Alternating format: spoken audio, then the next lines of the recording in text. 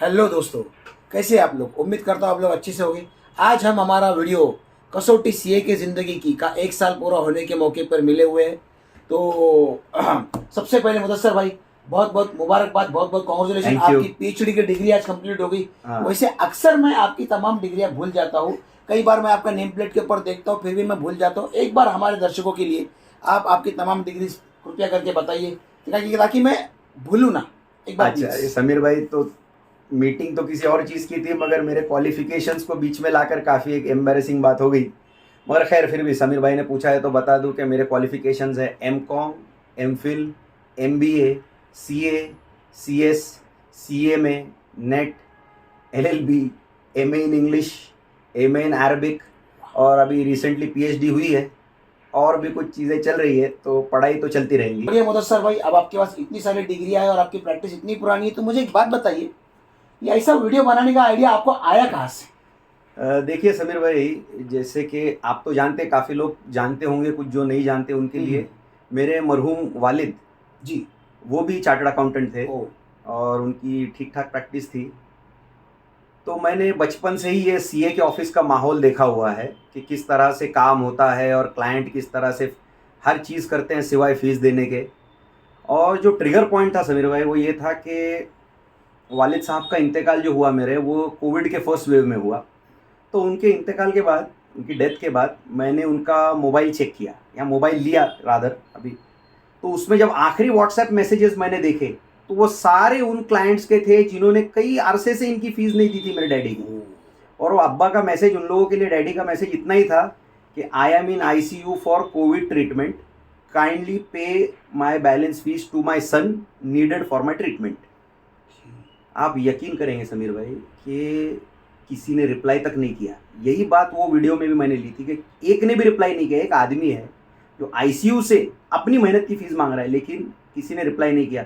इसके आगे की बात, अब्बा हमारे जो थे वो काफ़ी सॉफ्ट हार्टेड आदमी थे।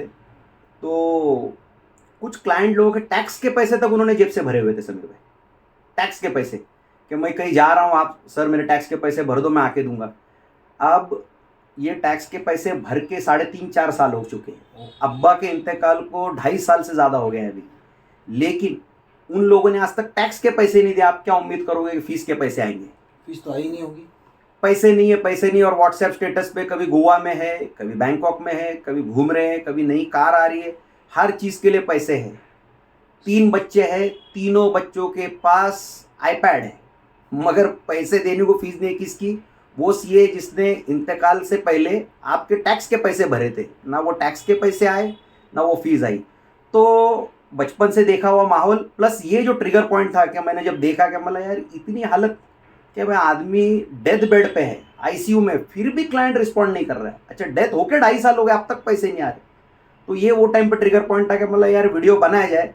और इसमें ये भी हुआ कि जब आपसे मैंने बात की सबसे पहले कि यार मैंने कुछ ऐसा बनाया है, तो जब आपने बताया कि यार ये तो हर गरीब या छोटे सीए की कहानी है, तब मैंने कहा अब तो इसको और शिद्दत से बनाने की कोशिश की जाएगी। वैसे समीर भाई, मेरा सवाल है आपसे जी। कि आप मेरे बुजुर्ग हैं।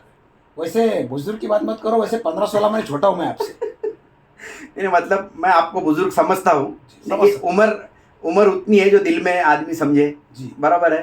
तो मैं आपको बुजुर्ग समझता हूँ, मेरे दिल में आपकी उम्र ज़्यादा है। तो मजाक अपनी जगह। आप प्रैक्टिस में मेरे पहले आए। जी। मैं क्योंकि सीए में अपने एकेडमिक्स में ज़्यादा था, आप प्रैक्टिस में मेरे से पहले से है। फिर भी इस मूवी में आपने एक बहुत छोटा असिस्टेंट का रोल किया है, तो जी। कहीं आपका ईगो वगैरह तो आड़े नहीं आया कि यार जी। मेरे से जूनियर है और मैं ये असिस्टेंट का रोल क्यों करूँ, क्या करूँ? नहीं नहीं, देखो, ईगो वगैरह रही बात अपनी जगह। आपने मुझे पहले स्क्रिप्ट बताने के लिए मुझे कॉल किया, तब मैं अपने ऑफिस में बैठा हुआ था और आपका मुझे कॉल आया, आपने मुझे डायलॉग बताना स्टार्ट किया। तो तब आपने मुझे बताया कि इस मुद्दे के ऊपर मैं एक स्किट बनाने जा रहा हूँ। तो मुझे उस स्किट का जो मुद्दा था, जो बेसिक लाइन जो थी, बेसिक गाभा विषय, वो मुझे बहुत बढ़िया लगा, बहुत भाग गया। तो मुझे लगा कि कुछ भी करके मुझे इसका हिस्सा बनना है। तो जब मैंने आपको अप्रोच किया कि मैं इसका हिस्सा बन सकता हूँ, तो आपने कहा कि नहीं, देखो, इसके अंदर 2 ही कैरेक्टर है, एक मैं और एक क्लाइंट। और क्लाइंट का भी रोल आपने जावेद भाई को दे दिया था, बहुत बढ़िया एक्टिंग की उन्होंने भी। तो मैं बोला अभी मुझे इसके अंदर तो आना ही है। अब वैसे मैं आपसे उम्र में छोटा हूँ और आप मुझे बुजुर्ग समझते हो, इसके लिए आपने कहा कि सीनियोरिटी का लिहाज रखते हुए अपना सीनियरिटी का आपने लिहाज रखा और बोला कि चलो मैं कैरेक्टर ऐड कर दूंगा, लेकिन सॉरी समीर भाई आपको मेरा असिस्टेंट बनना पड़ेगा। मैंने बोला डन, असिस्टेंट तो असिस्टेंट, लेकिन मुझे इसका हिस्सा बनना है। और इस तरह मैं आपके इस क्रिएटिव में आ गया और आपका बहुत बहुत धन्यवाद कि आपने मुझे बड़प्पन दिखाया और मुझे इसका हिस्सा बनाया। तो बुजुर्गों को बड़प्पन दिखाना ही पड़ता है, चलो लेकिन ठीक ये है, आपका जैसे भी किसी एक सोच। और आपका भी एक बड़प्पन था कि आपने ईगो नहीं रखा कि वो एक एक्टिंग एक रोल को रोल की तरह लिया जी बिल्कुल। और आपने बड़ी शिद्दत से रोल निभाया। आपके रोल पे भी बहुत अच्छे अच्छे कमेंट्स हमको मिले, हालांकि रोल छोटा था जी। मगर जिस तरह वो पठान मूवी में सलमान खान ने गेस्ट अपीयरेंस देकर भी एक छा गए और एक ब्लास्टिंग परफॉर्मेंस हुआ, वैसा आपका एक छोटा, यानी हमारी पठान में आप सलमान थे, हम ऐसा बोल सकते हैं। बढ़िया बढ़िया जी। वैसे मतलब सर मैं आपको एक सवाल पूछना चाहूँगा, जब आप बता रहे थे आपके पापा के बारे में कि लोग पैसे नहीं देते मतलब फ्री काम करवाते, तो आपके पास कोई वियर्ड रिक्वेस्ट आई क्या फ्री काम करवाने के लिए? मतलब आप भी प्रैक्टिस में अभी हो, जी। आपके पापा को जाके भी 2.5 साल हो गए और उसके पहले से आप प्रैक्टिस में हो, तो पिछले कुछ सालों में फ्री में काम कराने की कोई वियर्ड रिक्वेस्ट आई है आपके पास? जी, रिक्वेस्ट तो हर बदम आती है, स्कूल के दोस्त है, रिश्तेदार है, ठीक है, हर कोई कुछ ना कुछ वास्ते से बस फ्री काम हो जाए ऐसी उम्मीद लेके, तो समझ लो कि बहुत ओवरवेलमिंग में एक मेजोरिटी आती है। लेकिन सबसे अजीब व गरीब रिक्वेस्ट ऐसी कि मेरे दादा, हाँ, जिनके अभी इंतकाल को 20 साल से ज़्यादा हो गए, ओके 20 साल के ऊपर हो गए, मेरे दादा के बचपन के दोस्त, ओके, ठीक है, मेरे दादा के बचपन के दोस्त की फैमिली वाले वो उम्मीद रखते हैं कि मैं उनसे फीस ना लूं और फ्री में काम करूं। अब कि आपके दादा और ये हमारे दादा बचपन के दोस्त हैं, अब दोनों के इंतकाल को भी 20 साल हो गया, दोनों इस धरती से जा चुके, 20 साल हो गए, लेकिन आज उम्मीद है कि मैं फ्री काम करूं। मैंने काम की फीस बता दी तो बुरा लग गया, बोले दादा के टाइम के रिश्ते। अरे मैं बोला हद हो गई, मैं बोला तो आपने उनको जवाब क्या दिया? मैंने जवाब ये दिया कि निकल चौड़े पहली फुर्सत में निकल। मुझे मीम याद आ गया, मैंने कहा निकल चौड़े पहली फुर्सत में निकल। तो वो मैं निकलना पड़ा उनको, क्योंकि मैंने ऑफिस में बोर्ड ही लगा रखा है नो फ्री वर्क। और दूसरी बात ये थी कि मैंने उनसे ये भी बात कही कि दादा, आपके दादा भी और हमारे दादा को भी जन्नत में जाके 20 साल हो गए, मैं फ्री काम करूंगा, मुझे सुसाइड करके जहन्नुम में जाना पड़ेगा, झाड़ू में तो इसके लिए मैं कहा निकल चौड़े पहली फुर्सत में निकल, फ्री काम हम नहीं कर सकते। जी, जी, और मैं एक बात बोलता हूँ समीर भाई, ये बात हमने मूवी में भी कही थी कि जब एक आप किराना दुकान में जाकर एक ब्रेड का पैकेट, ब्रेड छोड़ो अंडा, ब्रेड छोड़ो अंडे की बात, आप समझ लो कि फ्री में एक्सपेक्ट नहीं करते। आप जाओ एक आज रोड पर, हम तो पुणे में रहते हैं, कोई वड़ा पाव वाले के पास जाके 15 रुपए का वड़ा पाव फ्री में लेके दिखाओ, बिल्कुल नहीं देखा कोई। 10 रुपए की कटिंग चाय फ्री में लेके दिखाओ, नहीं मिलेंगी। लेकिन सीए लोगों की हजारों लाखों की एडवाइस बस फ्री में। दादा के बचपन के दोस्त करके हमारे साथ रियायत करो। अरे मतलब रिलेशन तो देखो किधर क्या, थोड़ा तो लोगों ने शर्म लिहाज रखना चाहिए, एडवाइस की वैल्यू रखनी चाहिए। उसी इंसान की अगर ग्रोसरी शॉप होंगे तो आप वहां से फ्री में लाके दिखाओ कुछ। सही बात है, बिल्कुल बिल्कुल इस तरह से हम नहीं कर सकते।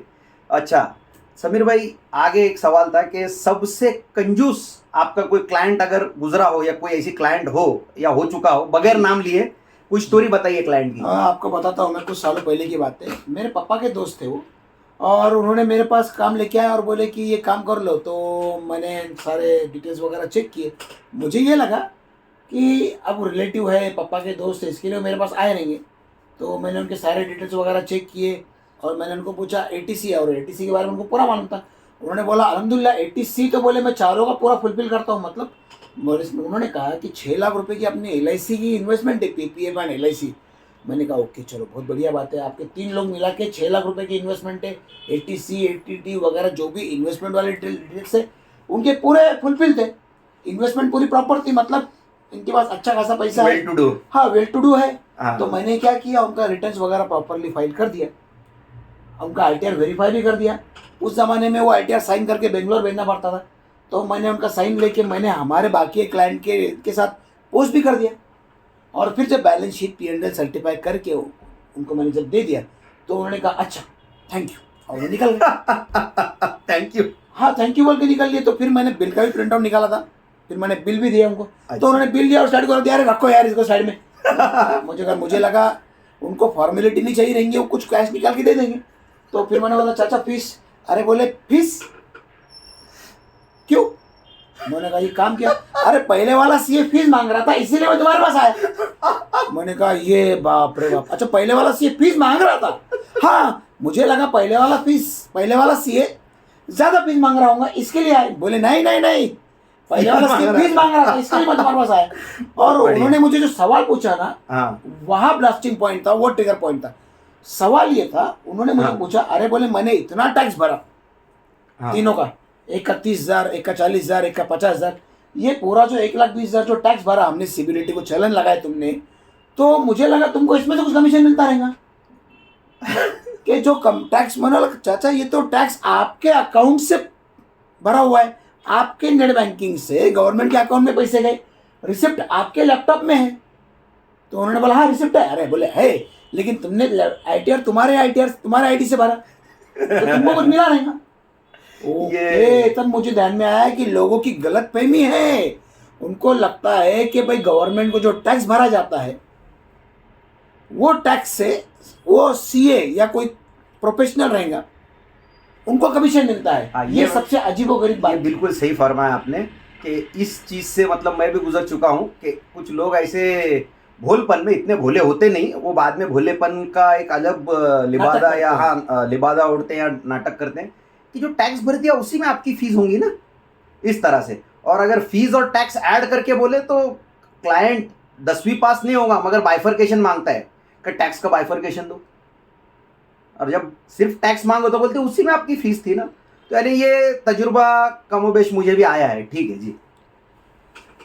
अब मुझे एक बात बताइए, क्लाइंट की फीस डीले करने का सबसे अजीबोगरीब तरीका या अजीबोगरीब रिक्वेस्ट कैसी आई थी आपके पास? अच्छा, ये वाकई मतलब आपने अच्छा सवाल पूछे। वो क्लाइंट की फीस डीले करने का अजीब तरीका ये था कि उन्होंने कहा कि मेरे पास पैसे है जी, पैसे है मेरे पास, है पैसे है, लेकिन एक बाबा जी है जिनको मैं बहुत मानता हूँ, मेरी आस्था है, ठीक है, मैं वो बाबा जी का परम जो भी हूँ फॉलोअर हूँ, ठीक है, भक्त हो जो भी, हाँ जो भी है, भक्त हूँ, मुरीद हूँ, फॉलोअर हूँ, जो भी आप जिस लैंग्वेज में कहे, फॉलोअर हूँ। तो बाबा जी हमारे घर पे आए हुए हैं और वो रहने वाले हैं, तो ये पैसा जो है जो मेरे पास है, ये मैं वो बाबा जी की सेवा में, खिदमत में, कदमों में, चरणों में रखने के लिए ये पैसा मैंने रखा हुआ है। तो पैसा है मगर आपकी फीस दे नहीं सकता क्योंकि बाबा जी के पैरों में मुझे वो पैसा डालना है।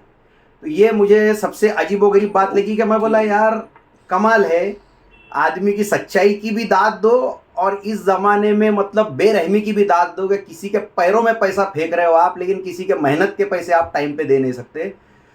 तो ये बात है जी। मुझे एक बात बताओ, क्लाइंट की सबसे ज्यादा वियर्ड बात कौन सी लगती है आपको? वियर्ड से ज़्यादा मैं कहूँगा कि इरिटेटिंग। हाँ, इरिटेटिंग बात तो ये है कि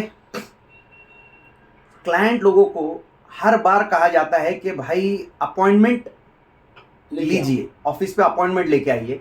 सबके पास फ़ोन नंबर होता है, ऑफिस का होता है, पर्सनल नंबर भी होता है, मैसेज भी कर सकते हैं। कुछ क्लाइंट हर बार बिना फ़ोन करे ऑफिस पे आ जाएंगे और बाद में 4 बार जताएंगे, हम आपके ऑफिस पे आके गए आप थे नहीं, हम आपके ऑफिस पे आके गए आप थे नहीं, हम आपके ऑफिस पे आके। अरे भाई, ऑडिट्स के लिए आदमी बाहर जाता है, आउट स्टेशन क्लाइंट है, अपील है, हियरिंग है, दुनिया के काम है, बराबर। आप अगर फ़ोन करके आपने अपॉइंटमेंट ली और उसके बाद आदमी ना मिले तो आपका शिकवा गिला वाजिब है।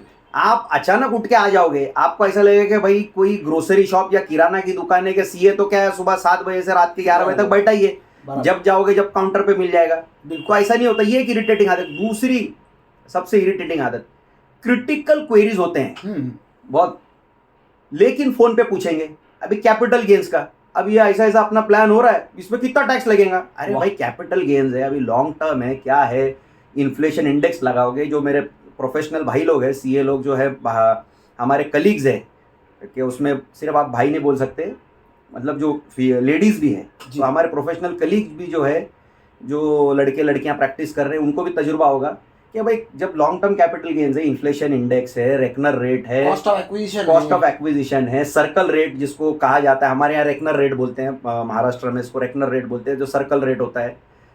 कितने फैक्टर्स देख के आपको फिर कैलकुलेट करना है। फोन पे कैसा बोलोगे कौन से साल में परचेस हुआ था, ये वो जी बिल्कुल, तो फोन पे कैलकुलेशन चाहिए। दूसरा, एक क्लाइंट का एक बार मुझे मैसेज आया था व्हाट्सएप पे, एक तो ये व्हाट्सएप मैसेजेस बहुत इरिटेटिंग है। व्हाट्सएप ने एक लॉग आउट बटन निकालना चाहिए। व्हाट्सएप मैसेज पे क्वेरी पूछते क्लाइंट कि मुझे टीडीएस के बारे में इंफॉर्मेशन चाहिए। मैं बोला ऑफिस पे आओ। वो जब ऑफिस पे आया तो मैंने टीडीएस का जो रेकनर है 500 पेज का वो उनके सामने रखा। मैं बोला बताइए कि अब मैं इसको आपको व्हाट्सएप पे क्या एक्सप्लेन करता। बिल्कुल। तो फोन पे क्वेरीज पूछना, व्हाट्सएप पे क्वेरीज पूछना, ये बहुत इरिटेटिंग है। बिना अपॉइंटमेंट के आना बहुत इरिटेटिंग है। बिल्कुल बिल्कुल जी। मुझे एक बात बताओ जी आप कुछ पूछिए। पूछ रहे थे। हाँ, मैं आपको ये पूछ रहा था कि क्या बोलते हैं उसको, ये क्लाइंट हाँ, जो है वो बार्गेन करने के लिए क्या क्या टैक्टिक्स यूज करते हैं? अब बार्गेन करने का टैक्टिक्स, वाह बड़ा बढ़िया सवाल पूछा आपने। अब बार्गेन करने का पहला टैक्टिक कि मेरा पहला जो टैक्स कंसल्टेंट था वो मुझसे 15 साल से सिर्फ 300 रुपये ले रहा है साल की। ओके, फीस के नाम की। अब उसने ये नहीं बताया कि उन्होंने टैक्स कितना भरवाया, टैक्स के अंदर फीस कितनी ली, वो नहीं बताया, लेकिन वो मुझसे सिर्फ 300 रुपये ले रहा था। ओके ठीक है। एक क्लाइंट ने, जैसा आपको फीस डिले करने का बहाना आपका था बाबा जी का, मेरे क्लाइंट का फीस डिले करने का बहाना सुनो, अजीबोगरीब। उन्होंने कहा पैसे है पैसे है, पैसे लेकिन मैं है। मेरे रेगुलर कमाई में से आपकी फीस नहीं दे सकता। मैं कहा फिर, बोले ये सारे जो फीस वगैरह होते हैं ना, तो मैंने इसके लिए एक एफडी करके रखी है। मैंने कहा ओके, और एफडी का मुझे क्वार्टरली इंटरेस्ट मेरे अकाउंट में आता है, और जब आएगा तब मैं आपको दूंगा। मैंने कहा कब आता है? तो उन्होंने, जब उनसे बात कर रहा था तब चालू था अगस्त, तो उन्होंने कहा अगस्त सितंबर अक्टूबर का इंटरेस्ट नवंबर में आएगा। मैंने कहा अच्छा, तो इधर के इधर उन्होंने 3 महीने का एक्सटेंशन मुझसे ले लिया। तो बोले नहीं, वो एफडी का जस्ट इंटरेस्ट कल आया था। मैंने कहा ओके, और मैंने सारे लोग की फीस दे दी। अब आपने अभी मांगी है ना, तो आपको मिलेंगी 3 महीने बाद। ये अजीबोगरीब तरीका था। फिर बार्गेन करने का और एक तरीका था कि मैंने उनसे कहा आपके पास तो पैसे है, सब कुछ चीज़ें हैं, वही वो 6 लाख रुपए वाले अंकल जी, जो एटीसी में इतना इन्वेस्टमेंट करते थे। तो मैंने कहा आपके पास तो पैसा है, और आप तो रेगुलरली हर महीने आपके इंस्टॉलमेंट जाते हैं, एसआईपी जाता है, तो आप मेरी फीस बोले क्यों नहीं दे सकता? तो उन्होंने मुझे कहा कि मैं वहाँ जो भरता हूँ उसमें से मुझे कुछ तो रिटर्न मिलता है, मेरा कैपिटल वापस आता है। आपके पास जो भरता हूँ मेरा खर्चा है, तो मैं आपकी फीस क्यों दूँ? ये तो मेरा खर्चा है, ये तो मेरा लॉस है। मतलब उसका पेटेंट था खर्चा नुकसान, मतलब वो खर्चा और नुकसान के नाम के ऊपर डरता है, मतलब उसको लगता है कि ये खर्चा मतलब नुकसान है। तो मैंने ये डायलॉग उन्हीं को मारा कि अगर आपको लगता है कि compliance is costly than try non compliance. ये बात उनका समझ में नहीं आई, नहीं आई। अच्छा, चलो ठीक है। मुझे एक बात बताओ मुदस्सिर जी। भाई, अभी मैं आपसे जब बात कर रहा था तो मैंने कुर्सी जब टर्न किया तो मैंने एक बोर्ड देखा, और तो मुझे याद आया कि बाहर कुछ लिखा हुआ है, उसके ऊपर लिखा हुआ है कि भाई क्लाइंट्स लोन एजेंट्स हाँ, विल नॉट बी एंटरटेन्ड। बाकी सीए लोग के बारे में लिखा रहता है कि भाई कंसल्टेशन फीस इतनी, please take prior appointment for this, हाँ। या फिर ड्यू डेट्स लिखे होते हैं, जी। या फिर ड्यू डेट के कैलेंडर लिखे होते हैं, या फिर बहुत सारे लॉस के बारे में लिखा होता है। ये पहले सीए है आप जिसके नोटिस बोर्ड पे लिखा हुआ है कि कोई भी लोन एजेंट्स एंटरटेन नहीं किए जाएंगे। इसके पीछे क्या वजह है? अच्छा, तो मेरे नोटिस बोर्ड, जो बड़ा जी, जी, नोटिस बोर्ड है, उसमें बाकी भी चीज़ें हैं जो आपने बताई, ड्यू डेट्स और ऑडिटर्स रिस्पॉन्सिबिलिटी वगैरह वगैरह, लेकिन ये मेरे केबिन के दरवाजे पे जो लगा हुआ है कि clients loan agents won't be entertained, ये देखिए, ये बहुत ज़्यादा परेशान होने के बाद में मैंने लगाया है। इसका मसला दरअसल ये है पूरे मामले का कि जब क्लाइंट को लोन चाहिए होता है तो क्लाइंट, और अक्सर आपको भी एक्सपीरियंस होगा कि when a person wants loan, वो बदहवास हो जाता है, डिस्परेट हो जाता है, डेस्परेट हो जाता है, बराबर। उसको अपने मतलब कुछ नहीं सूझता, बाकी सिर्फ मुझे लोन चाहिए। बिल्कुल। तो जैसा भी कोई लोन एजेंट उसको गाइड करता है, वो आदमी को लगता है वो सही है, और जो सीए एडवाइस दे रहा है वो गलत है। बिल्कुल। इतनी ज़्यादा इससे परेशानी होती है चीज़ की कि आप कितनी भी सही एडवाइस दो, क्लाइंट समझ ही नहीं पाता। अजीबो गरीब तरह के पेपर बनवाओ, ये करो वो करो, अच्छा बनवाओ, उस पर आप स्टैंप और साइन भी मारो। अब ये बीच में हालत हो गई थी, पिछले साल मैं कानपुर में था ऑडिट के लिए, तो वहाँ एक क्लाइंट का मुझे कॉल आ रहा था बार बार कि बोले बैंक वाले ने रिटर्न की कॉपी ट्रू कॉपी करके मांगी, उस पर यूडिन चाहिए, उस पर यूडिन चाहिए। अब ये थोड़ा अजीब नहीं है कि जो एक्नॉलेजमेंट, गवर्नमेंट का नंबर जो आपको वेबसाइट से मिल गया है, गवर्नमेंट की जो वेबसाइट है ना, आईटी पोर्टल, जी बिल्कुल बिल्कुल, जब सेंट्रल गवर्नमेंट के इससे एक्नॉलेजमेंट नंबर आ गया, उस पर सीए की यूडिन फिर से, यानी हर चीज को आप सीए के गले पे आप तलवार रखे हो, हर चीज के लिए आप सीए को रिस्पॉन्सिबल बना रहे हो। बैंक अकाउंट खोलना है, सीए का लेटर लाओ, लोन चाहिए, सीए का लेटर लाओ।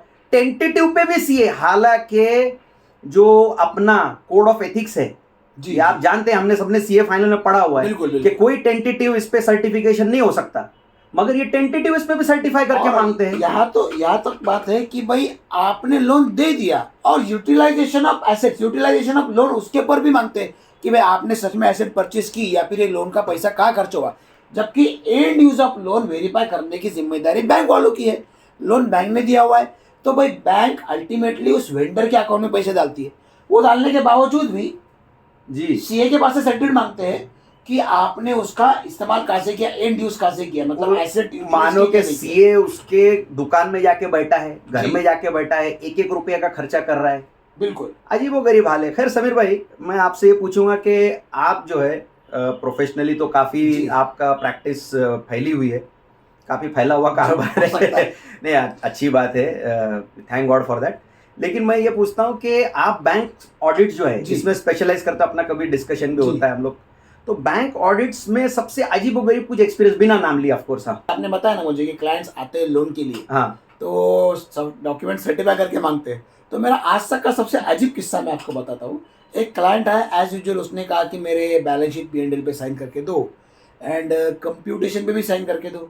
तो मैंने उनको पहले कहा कि नहीं भाई, हमारे ICAI के गाइडलाइंस है, इंस्टीट्यूट के गाइडलाइंस है कि हम साइन नहीं करके दे सकते उसके ऊपर, क्योंकि जब तक हमने ऑडिट नहीं किया हो तब तक हम उसके ऊपर साइन नहीं करके दे सकते। एक काम करो, आपका ऑडिट करवा लो, then I can certify this. तो उसके ऊपर फीस के ऊपर फिर डिस्कशन होने लगा। तो चलो ठीक है, उसका हमने ऑडिट कर लिया और ऑडिट करके ऑडिट रिपोर्ट दिया और उसके ऊपर साइन करके देने को मैं तैयार हो गया। तो देन एक्नॉलेजमेंट के ऊपर भी साइन करके मांगने लगे। हद जी। तो तब हुई, तब उन्होंने कहा कि बैंक वाले ने कहा कि तमाम डॉक्यूमेंट्स के ऊपर सीए का अटेस्टेड चाहिए। अब पता नहीं मैनेजर ने कहा या मैनेजर का कहा हुआ इसने मिस इंटरप्रेट किया, तो उसने मुझे उसके पैन कार्ड पे भी सेल्फ अटेस्ट सीए का अटेस्टेड करके मांगा। मैंने कहा भाई पैन कार्ड पे सेल्फ अटेस्टेशन होता है, हाँ सही बात है, सही बात है। अब हद इसके आगे है। वो कहा कि सर पैन कार्ड ही नहीं, पैन कार्ड की बैक साइड भी सीए अटेस्टेड करके दो। सच में वो डायलॉग मेरे दिल में ऑफिस एक बार आ गया कि निकल चौड़े, सही बात है कि तू निकल अभी ऐसे। लेकिन क्या करे सर, क्लाइंट, मैंने उसको बड़े प्यार से समझाया कि भाई पैन कार्ड सेल्फ अटेस्टेड करना होता है, सही बात है। ये सीए का साइन नहीं होता, ये हर कोई नहीं करता।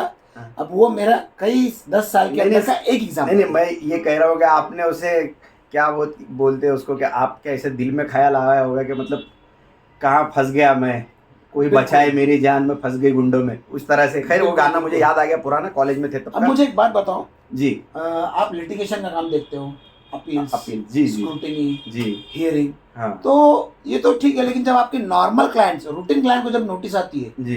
तब क्या होता है? देखिए, जो नया क्लाइंट जो बाहर से आता है, वो जब काम लेके आता है तो ऑब्वियसली फीस एडवांस देता है, उसके बिना नोटिस हाथ ही नहीं लगाते हम। या हमने, हमारे जो सर थे जी। वो मेरे अब्बा के भी सर थे, ठीक है। ओके। मेरे अब्बा ने भी उन्हीं के पास काम सीखा, मैंने भी उन्हीं से काम सीखा। अभी कुछ दिन कोविड से पहले उनकी भी मतलब ही ऑल्सो पास करे। तो वो जो सर थे, मैंने उनसे वो एक चीज़ सीखी थी कि भाई जब तक क्लाइंट पैसे ना दे उसकी नोटिस को भी हाथ मत लगाओ। तो खैर ये बात तो सही है, हाँ ये बात तो सही है कि बिल्कुल। मगर जो रूटीन क्लाइंट्स को जब नोटिस आती है, तो वो रूटीन क्लाइंट ने अगर 7,000 रुपये भी दिया होगा ना, तो उसका एक्सपेक्टेशन ये है कि नोटिस का रिप्लाई फ्री में होना। सबसे पहले तो नोटिस आई क्यों। तो मैं बोलता हूँ कि भाई नोटिस अमिताभ बच्चन को भी आती है, धोनी को भी आती है, बड़े बड़े लोगों को आती रहती है। नोटिस आने में कोई ये नहीं। अच्छा क्लाइंट, ये तो अभी 1-2 साल हो गए कि ये AIS रिपोर्ट आ रही है। क्लाइंट लोग बड़े बड़े करंट अकाउंट छुपाते थे, अब वो जब AIR रिपोर्ट जो ऑफिसर्स के पास जाती है उसमें पकड़े जाते हैं, तो फिर ऐसे दिखाते हैं हमको कुछ मालूम ही नहीं। जब ऑफिसर ही बता रहा है कि वो तुमने बैंक अकाउंट डिस्क्लोज नहीं किए, ये नहीं किए, तो सबसे पहले वही बेसिक उम्मीद सबकी यही कि नोटिस क्यों आई तो आप CNS को फ्री में अटेंड करना, और फ्री में अटेंड करके कोई भी टैक्स लायबिलिटी हमारे पे नहीं आना। तो ये इस तरह की उम्मीदें होती है कि जो कि भेजा है। और इसका सबसे अच्छा सोल्यूशन यही है कि जब तक फीस ना आए आप नोटिस को हाथ ही मत लगाओ, क्लाइंट को बोल दो कि आपकी रिस्पॉन्सिबिलिटी है। जी बिल्कुल, unless I am paid for this work, क्योंकि ये एक्स्ट्रा काम है। बिल्कुल, क्योंकि देखो हमारा काम होता है आपका रिटर्न फाइल करके देना। इसके बावजूद अगर नोटिस आती है तो ये डिपार्टमेंट का और ये आपका लुकआउट है, जो कि अगर हम हैंडल कर रहे हैं तो we should be paid for. आप उडुपी रेस्टोरेंट में जाते हैं तो एक्स्ट्रा चटनी और एक्स्ट्रा सांभर विल ऑल्सो भी चार्ज की पार्टी लगी हुई होती है। लेकिन ये नोटिस और लिटिगेशन, अपील, ये सारे कामों की कोई फीस है कि नहीं है, इसमें सीए की मेहनत है कि नहीं है, ये बात क्लाइंट को समझ में आनी चाहिए। खैर क्लाइंटों की तो उम्मीद बस कम से कम फीस में सीए को ज़्यादा से ज़्यादा गन्ने की तरह कैसा निचोड़ा जाए वैसी होती है। और ये जब हम बात कर रहे हैं, ये ओवरवेलमिंग मेजोरिटी ऑफ क्लाइंट्स की बात हो रही है, 100% की नहीं, मगर मेजोरिटी या ओवरवेलमिंग मेजोरिटी की यही उम्मीद है। मुदस्सर भाई आप एक बात बताइए जी, इसका सोल्यूशन क्या है आपके हिसाब से? हाँ, ये राइटफुली प्रोग्राम के हम एंड की तरफ आ रहे हैं, तो ये लास्ट सवाल बनता है। देखिए मेरे सबसे पहले तो रूट कॉज जानना चाहिए जी। रूट कॉज सबसे पहले क्लाइंट की फीस नहीं देने का ये है कि कहीं ना कहीं उसको पता है कि ये नहीं मेरा काम करेगा, कोई और सीए काम करके देगा। तो जब तक सीए लोगों में इस ताल्लुक से यूनिटी नहीं होती, जैसे कि हमारा एक कोड ऑफ एथिक्स में एक कर्टिसी होती है कि भाई कोई भी ऑडिटर आता है जी, तो नया ऑडिट आता है तो हम प्रीवियस ऑडिटर को कम्युनिकेट करते हैं, एनओसी मांगते हैं। हाँ, तो उसी तरह से मैं बोल रहा हूँ कि ये आईटीआर और जीएसटी वाले भी जो काम है ना, इसमें भी एक दूसरे से कम्युनिकेशन होना चाहिए। क्यों? उससे पता चलेगा कि भाई वो क्लाइंट जो है नया आपके पास सिर्फ फीस के लिए आ रहा है या कोई खास एक्सपर्टीज के लिए आ रहा है, कहीं वो पुराने सीए की फीस डुबा कर तो नहीं आ रहा। और इससे क्या होगा, जिस तरह से ऑडिटर चेंज करने को लेकर क्लाइंटों के दिल में एक थोड़ा सा एक झिझक होती है, डर होता है, या एक चेकिंग पॉइंट होता है, वो एक चेकिंग जिस तरह से उसकी होती है, उस तरह से इस चीज में भी क्लाइंट लोगों को थोड़ा सा चेक होगा कि भाई ये सीए पिछले सीए से बात करेगा, तो ये तो ये अगर सिर्फ फीस अवॉइड करना मसला है तो सीए का प्रीवियस सीए से कंसल्ट करना बहुत जरूरी है। ये एक इसका प्रैक्टिकल सोल्यूशन है इसके लिए। लेकिन फ्रैटर्निटी में यूनिटी इस कॉन्टेक्स्ट में होना बहुत जरूरी है। और ये as a matter of principle मैं फॉलो करता हूं कि अगर मेरे पास कोई सिर्फ इसलिए आया कि पुराना सीए फीस ज्यादा लेता था, तो मैंने very politely I have turn down that work, मैंने काम नहीं लिया। हालांकि काम का वॉल्यूम था, अगर इंडिविजुअली देखे तो फीस का भी वॉल्यूम अच्छा था, लेकिन as a matter of principle मैंने डिसाइड किया है कि अगर कोई काम मेरे पास सिर्फ सामने वाला मेरे से कोई और ज्यादा फीस ले रहा है और मैं उससे कम लूंगा ये समझ के क्लाइंट आ रहे हैं, तो I have turn down that work as a matter of professional ethics and courtesy. मैंने ऐसा काम नहीं लिया। जी सर, आपको बोलता हूँ मैं, हमारे पास काम आना चाहिए हमारा एक्सपर्टीज देख के। जैसे हमारे इंस्टीट्यूट की हमारे से उम्मीद होती है कि भाई आपने एडवर्टाइजमेंट नहीं करना चाहिए। क्यों? क्योंकि client should come to you for your expertise. तो भाई क्लाइंट ने हमारे पास आना चाहिए हमारा एक्सपर्टीज देख के, ना कि हमारी कम फीस देख के। बिल्कुल सही, ये हमारी उम्मीद होती है। तो इसके लिए आपने बिल्कुल सही कहा कि यूनिटी होनी चाहिए। अब ठीक है, यूनिटी तो हम हमारे मेंबर्स के अंदर देख लेंगे, कर लेंगे कि हमारा एक प्लेटफॉर्म है, एक इंस्टीट्यूट है जो गवर्न करती है, जो गवर्निंग सेम बॉडी है। लेकिन प्रॉब्लम आता है कब, जब बाहर के कुछ मेंबर्स, बाहर के मेंबर्स जो सीए नहीं है, वो लोग जब इसमें आते हैं, और तब कुछ चीज़ें ऐसी होती है कि भाई अंडर कटिंग ऑफ फीस और बहुत सारे कुछ काम, प्रॉब्लम यहाँ आना शुरू हो जाता है। बिल्कुल सही बात है। तो इसके ऊपर एक अलग से वीडियो बनाएंगे एलाबोरेट। मगर आखिरी बात इसमें यही है कि यहाँ भी मेरे हिसाब से सीए लोगों ने एक स्टैंड लेना चाहिए कि जो नॉन सीएज है जी, अगर वो सिर्फ अंडर कटिंग करके काम ला रहे हैं तो आप कोई सर्टिफिकेशन का काम ऐसे लोगों का मत करो। As a matter of policy हमारे ऑफिस में ऐसा काम बिल्कुल नहीं होता, इसीलिए ताकि अंडर कटिंग के अंदर हम कहीं उस सर्कल का चक्कर का हिस्सा ना बने। जी बिल्कुल। तो बहुत अच्छा लगा समीर भाई आपसे बात करके। सोशल मीडिया के अक्रॉस कसौटी सीए की जिंदगी की जो हमने बनाए थे, उम्मीद नहीं थी जितनी फेमस हुई। बिल्कुल। और मेरे हिसाब से लिंक्डइन, फेसबुक, यूट्यूब और दूसरे जराए के जरिए 2 लाख से ज्यादा व्यूज हो गए। हालांकि ये बहुत एक नीश ऑडियंस के लिए बनी थी। जी जी। और जब ये बनी तो मुझे कश्मीर से लेके, तो ये जो बोलते हैं कश्मीर से कन्याकुमारी, लिटरली कश्मीर से लेके चेन्नई, केरला, यहाँ मतलब फ्रॉम नॉर्थ टू साउथ और ईस्ट टू वेस्ट, कलकत्ता से लेके गुजरात और सूरत, यहाँ से भी लोगों के मैसेजेस आए। जो लोग नहीं जानते थे उन्होंने भी कम्युनिकेट किया। कुछ लोगों ने हमारे वीडियोस फेसबुक से डाउनलोड करके हमको व्हाट्सएप पे शेयर किया और हमारे पास ही आए वो। हालांकि हमने अपनी तरफ से व्हाट्सएप ग्रुप में शेयर नहीं किया था, लोगों ने फेसबुक से डाउनलोड करके शेयर किए, तो बहुत अच्छा लगा। और जिन लोगों ने हमारा वीडियो डाउनलोड करके खुद की फेसबुक प्रोफाइल से शेयर किए, उनको मेरे व्यूज से, क्योंकि मैं अभी फेसबुक पे ज़्यादा एक्टिव नहीं है, हम लोग दोनों भी, तो हमारे से ज्यादा व्यूज उसके वीडियो इस पे आए हैं प्रोफाइल पे, जिसने हमारा वीडियो हमें से डाउनलोड करके खुद अपलोड किया। जी तो खैर ऑडियंस का रिस्पांस अच्छा लगा, जो हम कहना चाहते थे एक मैसेज बात पहुंचा। और एकदम सीनियर सीएस से लेकर तो जस्ट पास्ड आउट सीएस सभी ने कहा कि ये हमारे दिल का हाल है, क्योंकि बिल्कुल। बात दिल से निकली थी तो दिल तक पहुंची। और ये वीडियो के एंड में मैं यही कहूंगा कि कई लोगों ने पूछा अगला वीडियो कब आ रहा है, तो अगला वीडियो आ रहा है। उसके बारे में सिर्फ यही बोलूंगा कि वो उसका टॉपिक हम अभी सरप्राइज रखेंगे। उसकी राइटिंग जो है, जो उसका जो मेन स्क्रिप्ट है वो हो चुकी है, डायलॉग जो है वो थोड़े फाइन ट्यून हो रहे हैं, लेकिन इस बार राइटिंग की ज़्यादा जिम्मेदारी समीर भाई के पास है। तो उनके पास से जब स्क्रिप्ट पूरी होंगी तो होपफुली फिर मैं वो स्क्रिप्ट जल्दी के आ जाएगी। हिसाब से फिर उसको डायरेक्शन और बाकी सब चीज़ें शूटिंग के बारे में तैयारियां शुरू करेंगे। जी बिल्कुल। तब तक के लिए अपना ख्याल रखिए, Yes. अच्छे रहिए, ऑल द क्लाइंट बेस्ट। से फीस लेते रहिए। और क्लाइंट से फीस लेते रहिए, फ्री काम मत मत कीजिए, कीजिए। Say no to free work. Yes. आप मेहनत कर रहे हो, आप अपने हक के पैसे ले रहे हो, हलाल के पैसे ले रहे हो और मेहनत के पैसे ले रहे हो, तो शर्माने की कोई बात नहीं। काम कीजिए, ईमानदारी से कीजिए, do quality work but do not do free work. फिर वो रिश्तेदार हो, दोस्त हो, कोई भी हो, या आपके दादा के दादा का दोस्त हो या कोई भी हो, फ्री काम मत कीजिए और अंडर कटिंग ऑफ फीस मत कीजिए। मत कीजिए। धन्यवाद। Thank you, thank you.